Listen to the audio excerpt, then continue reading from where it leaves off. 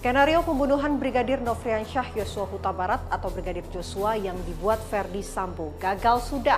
Satu persatu pemerannya ditetapkan sebagai tersangka. Tak terkecuali istri sang jenderal bintang 2 itu, yakni Putri Chandrawati. Akankah penetapan Putri Chandrawati sebagai tersangka bakal membuka motif kasus pembunuhan berencana terhadap Brigadir Joshua segamblang-gamblangnya? Bersama saya Vena Kintan, Anda menyaksikan Cover Story One.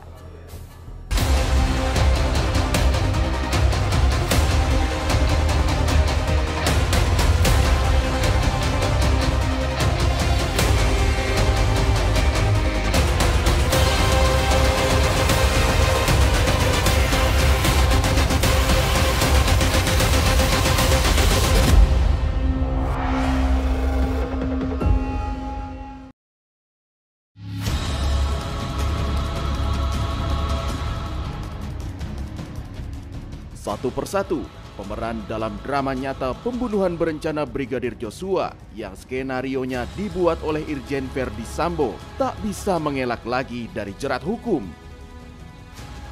Berawal dari Barada Richard Eliezer atau Baradae yang pertama kali dijadikan tersangka. Tak lama kemudian, ajudan Irjen Verdi Sambo itu membuka fakta-fakta mencengangkan. Irjen Verdi Sambo yang ternyata sebagai dalang pembunuhan Joshua akhirnya ditetapkan sebagai tersangka. Ikut juga menjadi tersangka ajudannya bernama Ricky Rizal dan sopir bernama Kuat Ma'ruf. 19 Agustus, tim khusus bentukan Kapolri kembali menetapkan tersangka baru, yakni Putri Chandrawati. Istri Verdi Sambo itu diduga turut terlibat dalam rencana menghabisi nyawa sang ajudan. Penyidik telah memiliki alat bukti yang cukup untuk menetapkan istri Jenderal Bintang 2 itu sebagai tersangka.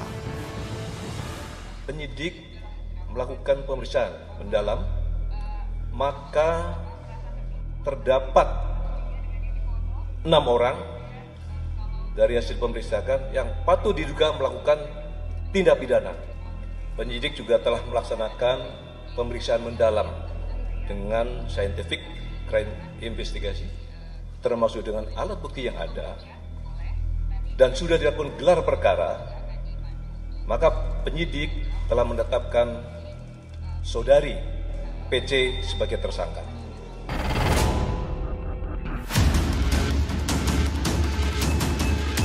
Apa yang diperbuat Putri Chandrawati sehingga namanya masuk daftar orang yang harus mendapat hukuman atas pembunuhan berencana Brigadir Joshua? Apa bukti-bukti yang menguatkan sangkaan itu? Alhamdulillah, CCTV yang sangat vital yang menggambarkan situasi sebelum, sesaat dan setelah kejadian di Duren 3 itu berhasil kami temukan. Dan berdasarkan 2 alat bukti, yang pertama adalah keterangan saksi, kemudian bukti elektronik berupa CCTV baik yang ada di Saguling, di lokasi Saguling maupun yang ada di dekat TKP, ya, yang selama ini menjadi pertanyaan publik yang diperoleh dari DVR Pos Satpam. Inilah yang menjadi bagian daripada circumstantial evidence atau barang bukti tidak langsung yang menjadi petunjuk bahwa PC ada di lokasi sejak di Saguling sampai dengan di Duren 3 dan melakukan kegiatan-kegiatan yang menjadi bagian daripada perencanaan pembunuhan terhadap Brigadir Joshua. Putri Chandrawati menambah daftar orang yang harus bertanggung jawab secara hukum atas meninggalnya Brigadir Joshua. Ia yang selama ini kerap disebut sebagai sosok yang baik oleh mendiang Joshua semasa hidup, tak dinyana ada di balik pembunuhan berencana itu. Status mengenai keluarga memang ada pro kontra, terutama dari Bapak Samuel atau klien kami. Dia merasa kasihan juga kepada Ibu Putri karena Putri ini kan selama ini diinformasikan sangat baik kepada almarhum, sangat baik kepada adiknya. Tetapi karena Ibu Putri ini dikelilingi orang diduga sangat jahat, daripada dia terus mengeluarkan hoax setiap hari, sepanjang dia didoktrin oleh diduga orang-orang jahat itu yang mengajar-ngajari dia apa itu korban pelecehan, korban pemerkosaan, pengancaman dan sebagainya. Kalau Ibu Putri terus bersama mereka, Ibu Putri ini tidak akan sadar. Nah, supaya ibu ini sadar perlu juga dia ditahan, ditangkap dan ditahan supaya dia bisa berenung dan kembali ke jalan yang benar.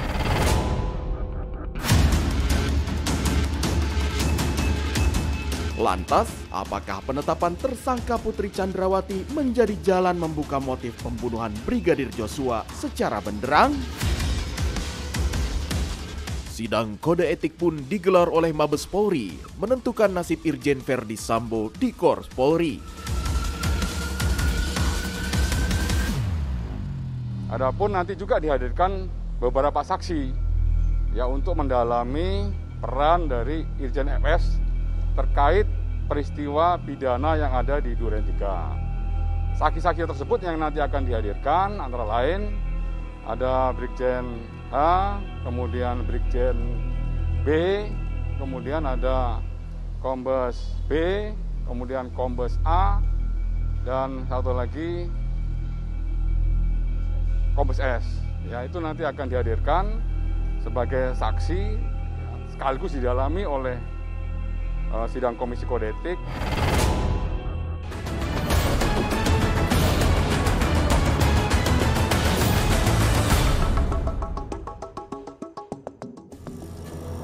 Irjen Verdi Sambo dan istrinya Putri Chandrawati kini telah ditetapkan sebagai tersangka. Namun motif pembunuhan berencana Brigadir Joshua masih belum terungkap secara gamblang. Lama terkesan kunci mulut, Wakil Rakyat di Senayan akhirnya menggelar rapat dengan Kapolri serta pihak terkait membahas kasus pembunuhan Brigadir Joshua serta isu-isu liar yang terus berkembang di tengah masyarakat.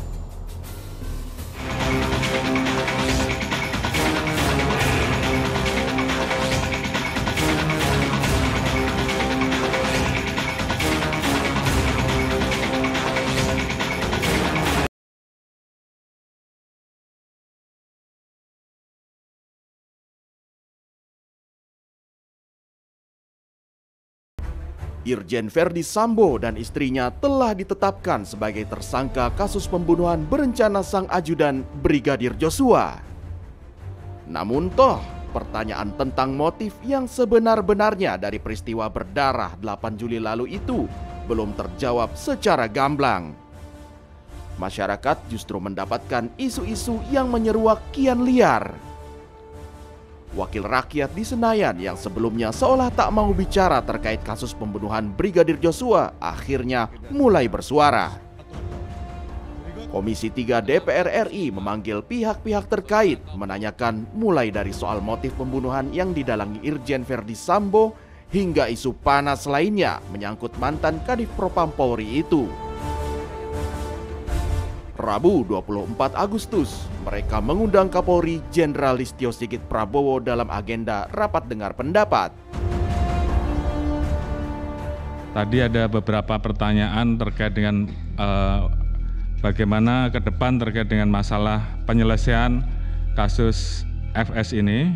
Tadi sudah disampaikan bahwa kita telah mengirimkan 4 berkas untuk tahap pertama dan kita harapkan minggu depan dengan perjalanan koordinasi antara kita bersama-sama dengan teman-teman dari Kejaksaan, mudah-mudahan berkas juga tidak terlalu banyak bolak-balik karena memang harapan kita tidak ada P19 sehingga bisa cepat P21 sehingga kemudian ini bisa segera disidangkan. Ada satu pemeriksaan yang memang kita tunggu untuk memastikan motif khususnya pemeriksaan terhadap Ibu PC besok sehingga saat ini kami sampaikan bahwa motif ini dipicu adanya laporan dari Ibu PC terkait dengan masalah-masalah yang terkait dengan masalah kesusilaan. Jadi mungkin ini juga untuk menjawab bahwa isunya antara pelecehan ataupun perselingkuhan ini sedang kami dalami Jadi tidak ada isu di luar itu, dan ini tentunya akan kami pastikan besok setelah pemeriksaan terakhir.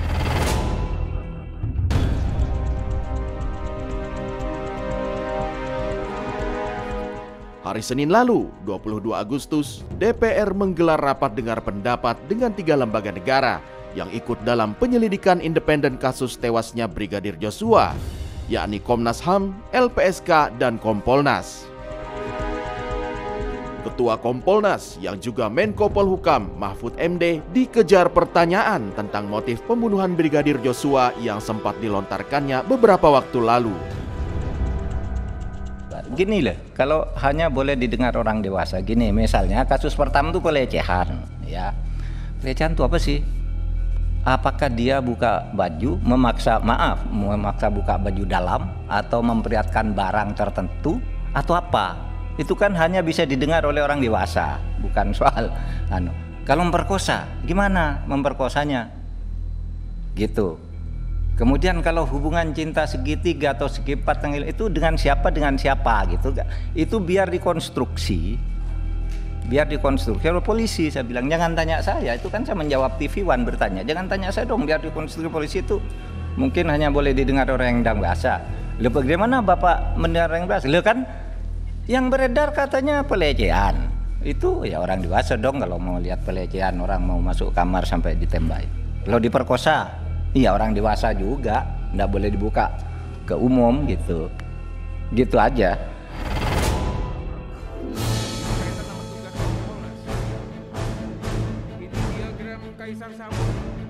Isu kerajaan Sambo yang menghebohkan masyarakat juga tak luput dari pembahasan.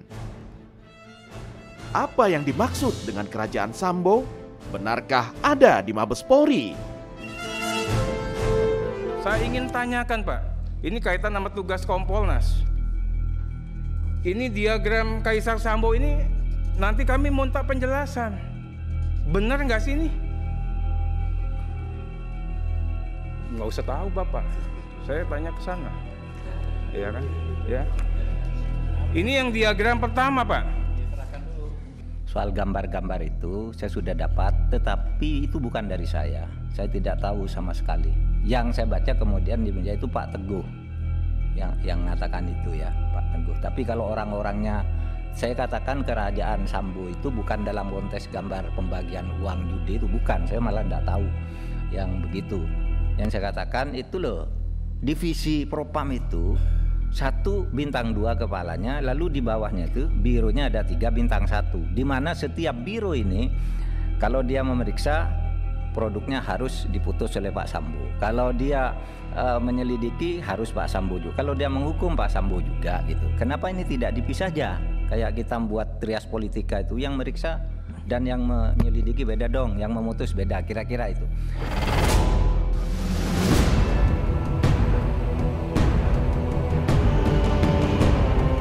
Sementara itu, Komnas HAM juga dicecar soal hasil penyelidikan yang turut mereka lakukan secara independen.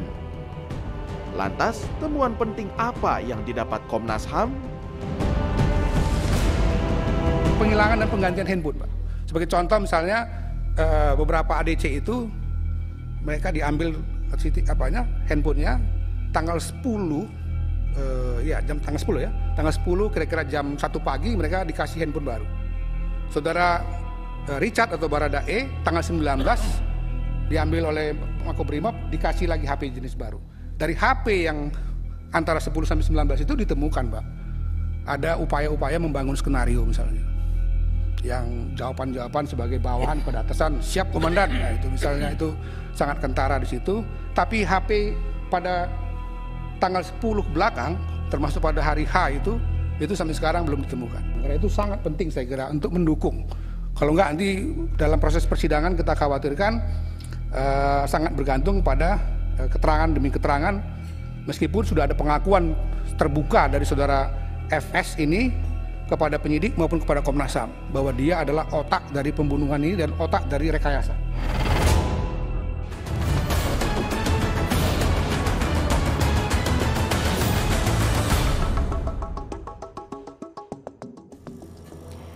Isu panas soal konsorsium 303 atau perjudian hingga kerajaan Verdi Sambo memang menyedot perhatian masyarakat. Namun proses hukum kasus pembunuhan berencana yang didalami Verdi Sambo juga tak boleh tersendat. Kini berkas perkara Verdi Sambo dan 3 tersangka lainnya telah dilimpahkan ke kejaksaan. Inilah yang harus benar-benar mendapat pengawalan agar tak ada lagi pelanggaran apapun dan oleh siapapun.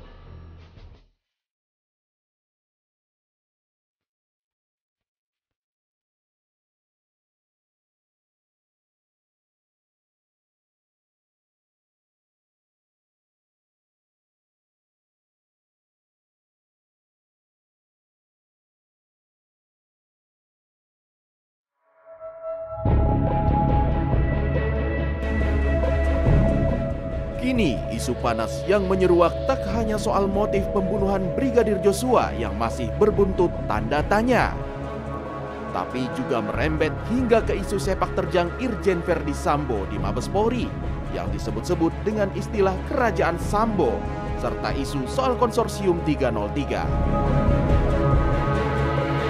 Pembunuhan Brigadir J ini mempunyai dampak yang luas sekali, sehingga karena motif belum terbaca sampai saat ini, orang berjalan dengan pemikirannya masing-masing. Motifnya ini, makanya kita bisa baca di medsos, ada yang ini, yang itu, dan sebagainya. Tetapi sebagai anggota Komisi 3 yang membawaki hukum dan HAM, kita harus melihat bahwa kasus ini telah disidik dengan benar atau tidak. Kalau sudah disidik dengan benar, kita wajib bersabar menunggu bagaimana kita dapat kesimpulan motif itu. Kalaupun tidak, tanggapan anggota DPR ya kita tentu mesti menunggu motif itu di pengadilan nanti. So, bagaimanapun hakim menghukum orang nanti, dasar dia juga berdasarkan motif itu sendiri. Apa dasarnya sehingga dia membunuh orang itu?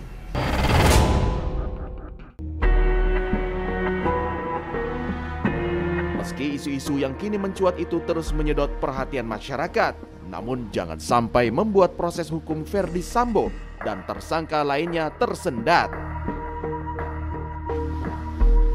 Jangan sampai ini seolah-olah dipelihara, diperpanjang, lalu ditambahi oleh isu-isu yang lain yang sudah menjadi luas dan di luar daripada pro justisia, maka ujungnya apa? Politisasi untuk jabatan TB1. Nah, itu yang harus dipertanggungjawabkan oleh Kapolri. Bagaimana Kapolri bisa memastikan manajemen kepemimpinannya menutup pro justisia, menyelesaikan etik dan profesionalitas, lalu dugaan obstruction of justice tanpa adanya politisasi di internal Polri itu sendiri.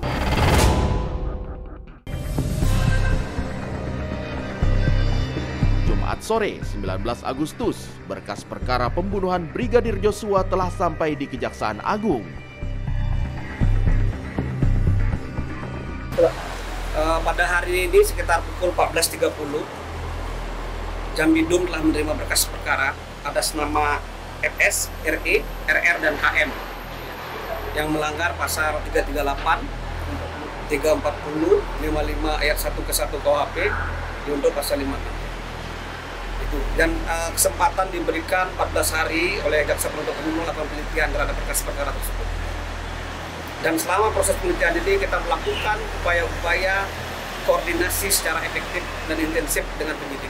Mudah-mudahan dalam waktu kurun itu bisa segera diselesaikan. Seperti itu.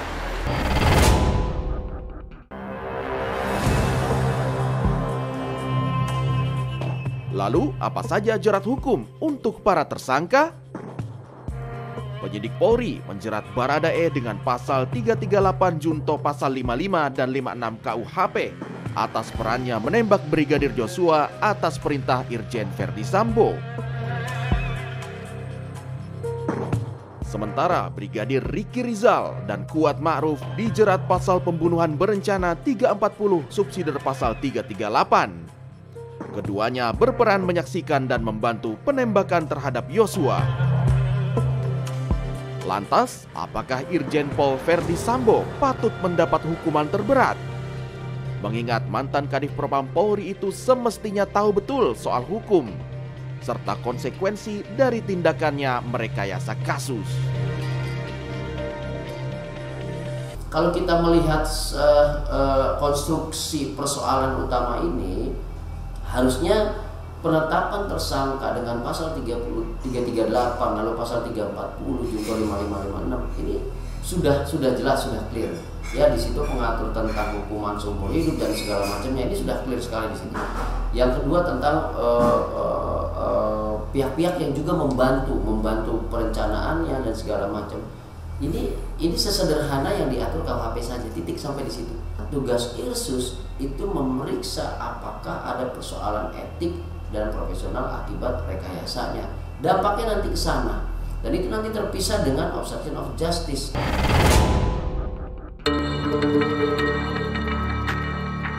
Ya, lebih dari 1 bulan kasus pembunuhan Brigadir Joshua menjadi sorotan masyarakat. Marwah institusi Polri terancam terenggut jika kasus pembunuhan Brigadir Joshua tak bisa diusut tuntas. Puluhan polisi telah diperiksa oleh tim khusus. Mereka terseret rekayasa pembunuhan yang didalangi Ferdi Sambo. Dan juga ada kurang lebih 35 orang yang saat ini sedang kita proses. 6 masuk dalam obstruction of justice dan sisanya akan masuk dalam pelanggaran kode etik. Ada 97 orang yang kami periksa dan ini kemungkinan juga akan bisa bertambah. Ini juga merupakan komitmen kami untuk betul-betul melakukan tindakan tegas tanpa pandang bulu sesuai dengan arahan dari Bapak Presiden. Tidak ada yang kami tutup-tutupi, semua harus dibuka sesuai fakta. Jadi perintah itu kami laksanakan.